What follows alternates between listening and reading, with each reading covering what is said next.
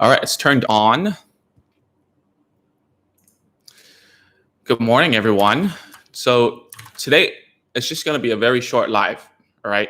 And I'm here to talk about how therapy should be. And the reason why I want to talk about this is basically, one, excuse me, there's a little echo. But anyways, why I want to talk about this in particular is because yesterday I sent out an email about therapy in general, why I hate it here, especially in Indonesia or Southeast Asia, or maybe sometimes in Asia, maybe actually in the whole world. I wouldn't know, right? And the reason why I want to do this kind of thing is because why I want to talk about this is because, a lot of parents actually replied me back around like 4 to 5, actually replied me back and said, hey, yeah, I've actually had this bad experience too. And some of them actually went ahead and said like, they don't know what's happening inside the therapy room, right? And I want to make this to tell you about like how I feel and how it should be in therapy. Okay, how it should be in therapy is that if you are in ABA therapy, most of the times you won't be able to go in to the therapy room. Okay, it's just impossible. And there's reasons behind it. Okay, first of all, you're there. It adds another layer of complexity, and the therapist doesn't know whether the behavior is happening because you're there or because they just want to do it. So in the beginning, a lot of the times ABA, they don't allow parents to go in. Is that a good thing? Yes and no. It depends on the kid. If the kid is extra okay with you around, then I think it's fine. And it's actually a good way to see how they interact. The kid interacts with you as a parent. But a lot of the times, right? A lot of times when we see therapy, how it should be, how it shouldn't be, the parents have a lot of opinions. And sometimes those opinions, the professionals don't like it. So therefore, to stop all the potential discussions that might happen between the parent and the professional will choose to actually to not let you in, right? It's just the easiest way to avoid any conflict. And at the same time, therapists aren't good salespeople. They aren't very good at talking to parents. So if you come up with like objection or like a concern, they don't know what to say, sometimes it comes off as they're blaming you, okay? So because a lot of therapists feel like, oh, you don't know anything, therefore, I'm going to say something that will blame you. And the parents might take it even harder into the heart because they don't really understand what's going on. So there's actually a problem with communication. Now, I'm not even talking about the misconduct within therapy. I'm not even talking about your child crying for 45 minutes straight, or like your child manhandling your child, the therapist manhandling your child, like being rough with him or her, right? So what I'm trying to say is, first of all, you have to choose a place where it's more reputable, right? You know the therapist, you're able to talk to the therapist, you're able to understand where the therapist is coming from, right? So can you find this kind of person around you? I'm not talking about myself, right? There's a lot of parents that come to me where I've said something that has upset them, and they have left. But at the very least, I do let them in. And if worse comes worse, I do tell them to go out for a little while. But at the end of the day, have I ever blamed a parent? No. Has a parent thought that, like, in their minds, they think that I'm blaming them? Yes. And the reason is because sometimes they tell, like, when I talk to parents, they think that something should be done this way, right? And I tell them that, oh, just listen to me. Just do it first and then see the results. And they cannot wait. Then, of course, when I say it, it comes off as a little bit impolite. As I grew more mature as a therapist, I understand how to tell them about this in a better way, right? But the thing is, when therapists tell you that something's not working and it's because of you inside the clinic room, That's all bullcrap. Um, that's really just not cool if something's not happening right inside the clinic room, in the therapy room, and they say that it's you as the parent who has spoiled your child. That's always the wrong response, because inside the clinic room, if your child cannot do it and is very unhappy about it, then it's the therapist's fault 100%, 150%, right? You, the therapist, should be the person who makes it happen. The reason why people should listen to you as a therapist, listen to therapists, is because the mother, the father, the caregiver see that you can handle the child with ease. Therefore, they want some piece of that. They want to understand how you do it. And when you cannot demonstrate that, it's very easy for the parent to lose confidence, right? So how therapy should be like the first 4 or 5 sessions. If your child is one of those anxious, nervous types, it should be just play. Yes, it looks like you're wasting a lot of money, especially if you're Asian. You see it and you're like, dude, I came here for therapy. I didn't come here for like a play group or something. Get on with it and teach my child, right? And as much as I'm also that mindset. I want to get you out of my clinic room. I don't want to see you. The reason why you're seeing me is because your child is delayed. I don't want that. Don't come to me. I don't want to see you, right? But if you come to me, I'm going to make sure that your child is comfortable with me, right? Your child is okay to do things with me, so that in the future, when I tackle some really hard problems, the stuff that makes the child scream and shout, they're going to be more willing to let me try. Okay, I've got this child who, actually in Indonesia, one of my clients, when he used to go to a hospital for therapy, I won't tell where, but he would just like keep on telling to go and go and go and go until like it was time up. So it was like that for like 2 or 3 times a week. It was devastating. So they came to me and I started just playing with him and getting him to talk a little bit. Now, I'm not selling my service or anything. I'm not saying that I'm a lot better than anyone. I'm just telling you how I would approach and what I think therapy should be. So the first 3 or 4 sessions, we basically just played and I was checking up on his speech sounds. And once I had a good idea, I've collected enough data to think that, okay, so these are the things that are missing. Because it was impossible for him to answer from flashcards or like from pictures, because the previous therapist has thrown that down the sewer. She's basically, made it very difficult for me to do any type of table task. So therefore, the first 3 or 4 sessions, it's just building a relationship, talking to the kid, playing with him, understanding what sounds are missing. And then when it came to like the next month, I started to tackle the hard stuff. Yes, did he like try to run away? Yeah, of course he did. It's hard. But is he willing to do it? Also, yes, right? He sees an end to my methods. He knows that after 5 times of trying, he gets to play again. And that's why he's willing. Does he get angry sometimes when he can't do it? Yeah, of course. But along the way, the parent is inside the clinic room. The parent knows what's happening. I tell the parent to try certain things in front of me so that she can do it at home.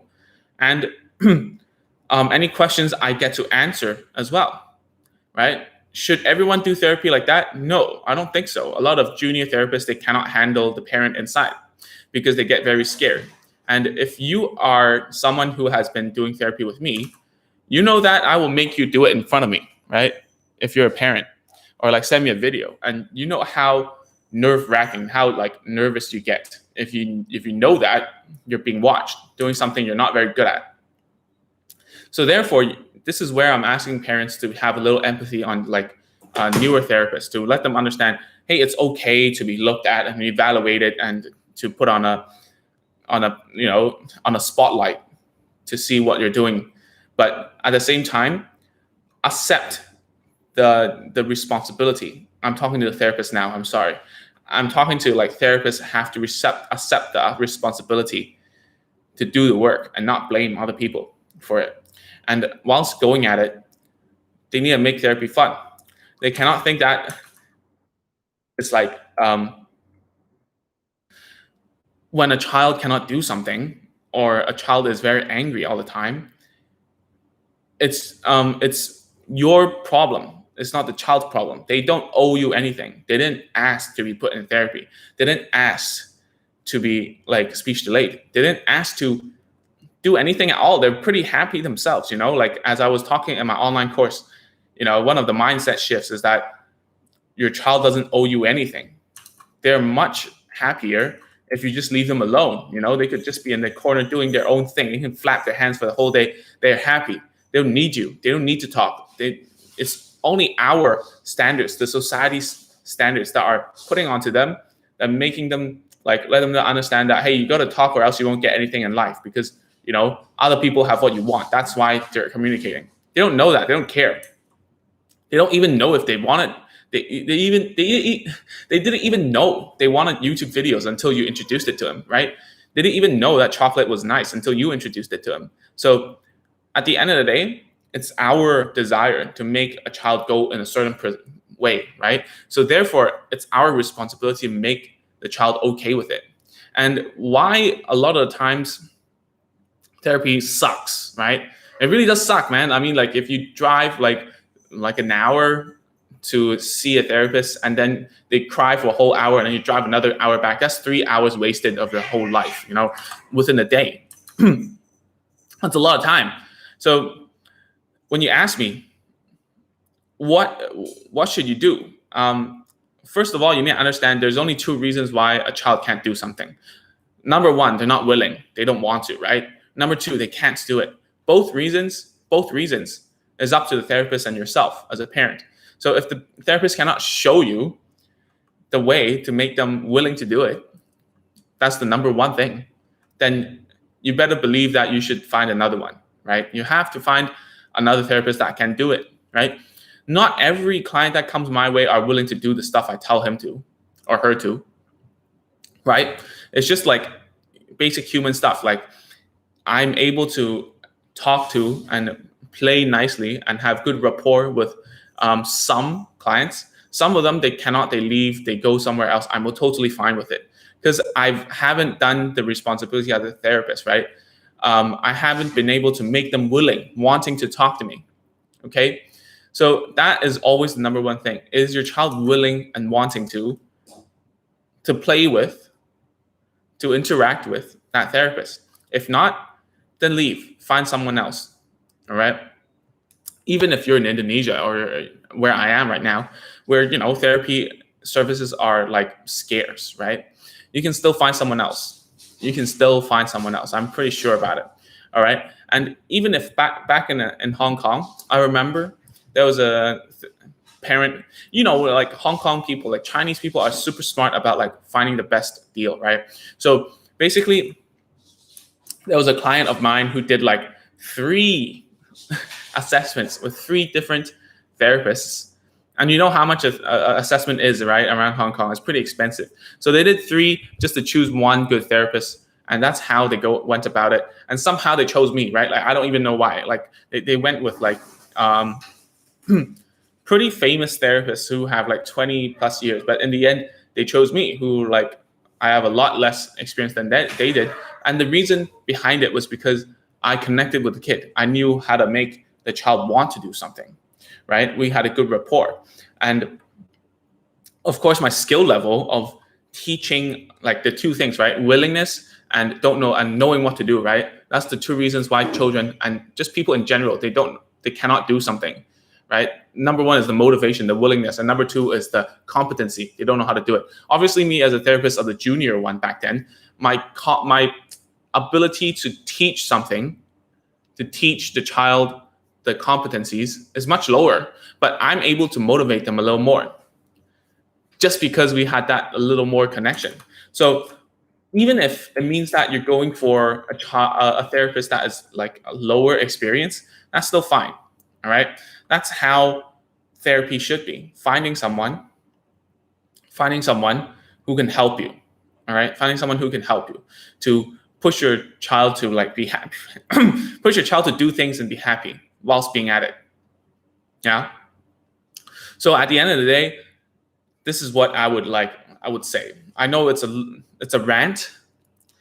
It's just all about how I think it should be.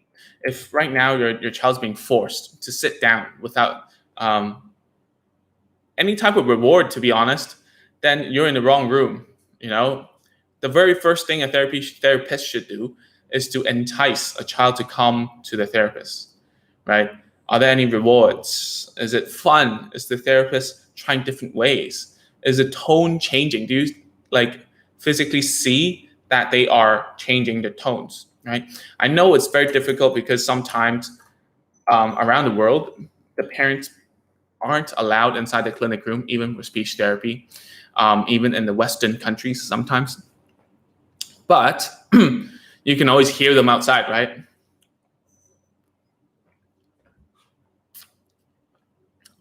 And excuse me. So that's what you should do. And how should you find a therapist? Well, go to mom groups, right? Go to mom groups, ask for referrals, um, find a teacher who might know a therapist, and just look around until you find someone who can motivate your child and give you a peace of mind that your child is in good hands. Because hey, the reason why I'm ranting about this and I wrote the email yesterday. If you haven't joined our awesome email newsletter, you should go to agentsofspeech.com to sign up. It's pretty cool. I talk about a whole load of stuff, including this kind of rants that I talk about. And you should really, what you should really do is find someone through, like, I don't know, search online, do everything you need to do. Obviously, yeah, you have to try different kind of therapists to see. But at the end of the day, the degree doesn't matter of the therapist, right? The experience doesn't matter about your therapist. Therapists like who have a good mindset will learn. If it's something that they don't know, they don't understand about teaching your kid, they will find a way to learn it. All right, they will find a way to find out. And the reason I know this is because I've been one of them. I've been the one without the degree, the one without the specialty, right? The one without the experience. But at the same time, you better believe that I don't. If you put your child with me, right, I will make sure that will happen. And the reason behind why this is my mindset is because I've been surrounded with people like that in Hong Kong.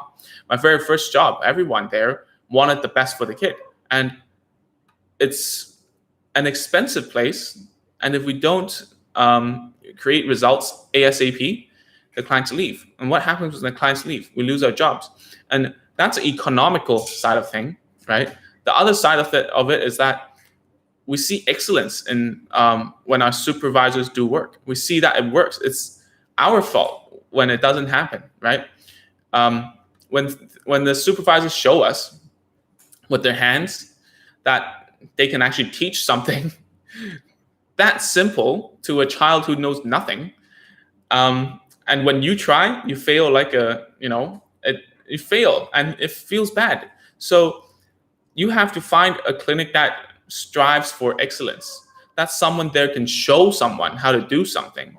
And that's why I'm on this path, is because, to be honest, I was looking to do something very different from my profession right now. I mean, look at me. I look very, very different from the typical male inside my industry, or just anyone, right? I'm speaking English. Most of the people who do speech therapy, who speak English, are white females, Caucasians, right? Not being like racist or anything, but I do get looked down on because of my race and my gender. And I wouldn't have put myself in this position. I mean, I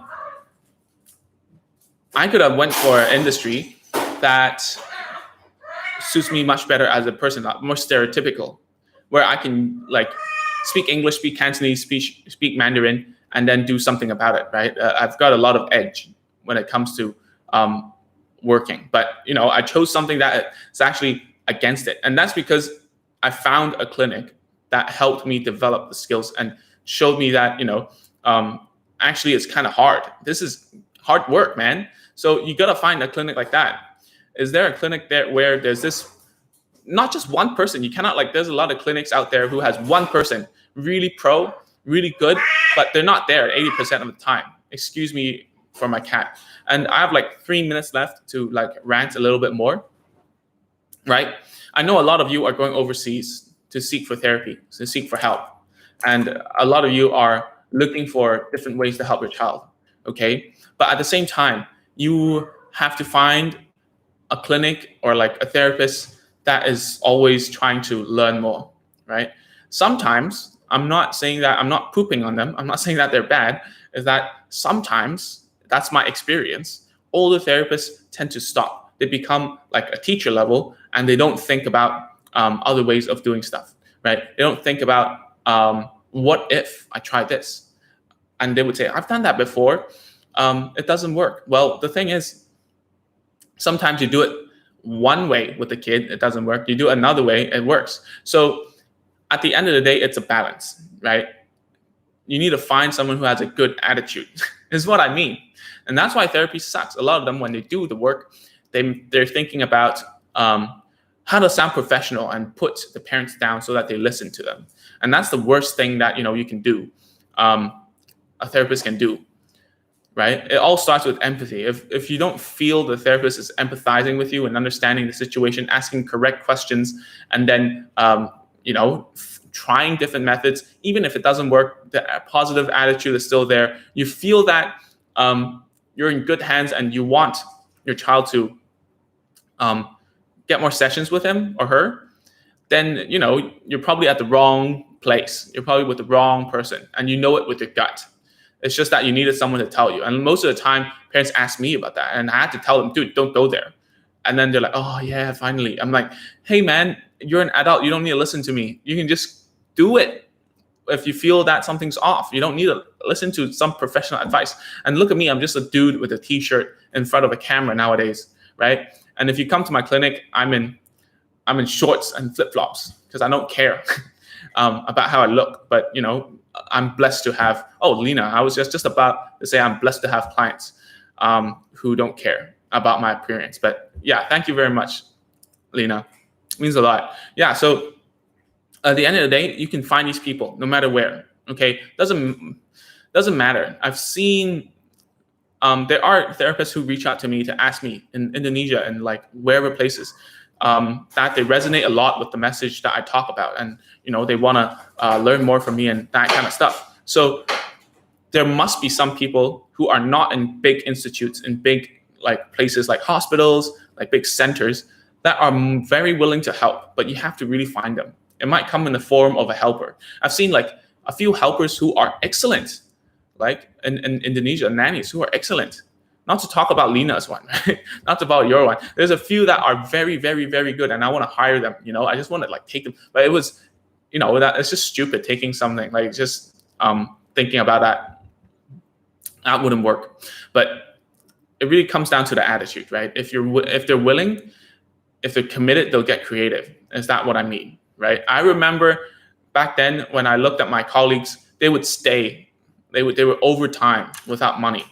They would overtime without money just to understand how to do something, just one task in the morning. Next morning at 8:30 a.m., they were still staying back. And that's the person that you want, right? They're searching for stuff to help them understand what's going on. That's a person you want to hire, man. Like, you want to find someone who is willing to go the extra mile just to make sure that the activity the next day would work, right? Not the person who would like sit in the office and like blame you and say that, dude, hey man, your child is like this because you spoiled them, because you didn't do this certain stuff at home, because you don't let them, because you put them in a stroller when they're 2 years old. That's all just bull crap. Don't listen to those people, right? If they can't control a kid inside a therapy room, they can't show you, then be gone. Like, just go, all right? So that's all I wanted to talk about today, basically. And I got to go now. So thank you for tuning in. Thank you for listening to me rant a little bit. And I hope that if you have any questions about this kind of stuff, do let me know, okay? And I'm always here to listen to your concerns and think about how to serve you guys better, okay? So with that said, thank you so much. I'll talk to you on Monday. Bye-bye.